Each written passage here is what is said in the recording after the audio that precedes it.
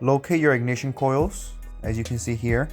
And what you're going to do to remove this connector is you're going to take a flathead screwdriver and you're going to pry gently on the tabs. Don't put too much pressure because you can break them. Just a small amount of pressure is enough to release the connectors tab. So do that to every ignition coil and it should release the connectors.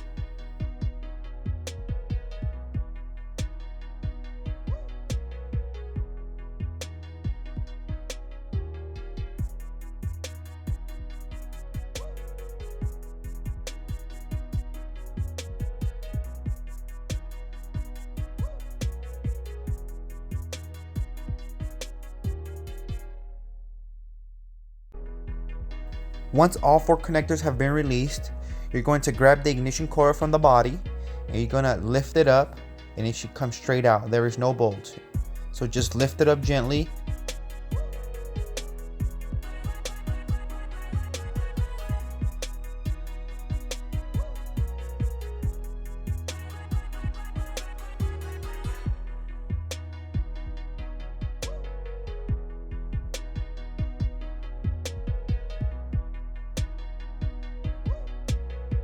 Next, you're going to take a 5/8 socket and you're going to insert it in the spark plug tube. Next, I'm going to use a ratchet and I'm going to loosen up each spark plug. You can continue this process by hand or now you may use an electric ratchet. But I always recommend to loosen up every spark plug by hand before attempting to remove it with an electric ratchet. Now that I have loosened up the spark plugs by hand, I'm going to use an electric ratchet to take out all the spark plugs. This is just to increase my workflow.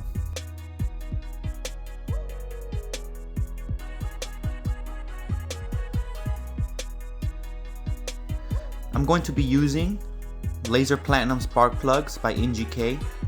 This is the part number for the product.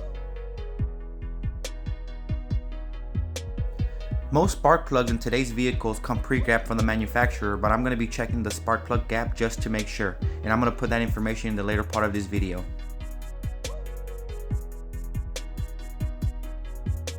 NGK spark plugs contain a trivalent coating. This silver color coating provides corrosion resistance against moisture and chemicals, so there's no need to put anti-seize on these threads. Make sure you tighten every spark plug by hand before using the torque wrench.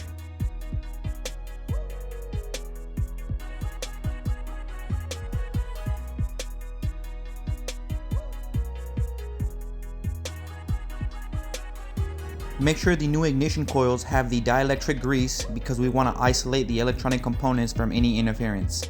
These coils came from the manufacturer with grease, but if not, make sure to add some. Go ahead and install the ignition coils one by one carefully. It should have its guides to sit the ignition coils on. Go ahead and do every ignition coil and go ahead and plug it to the harness.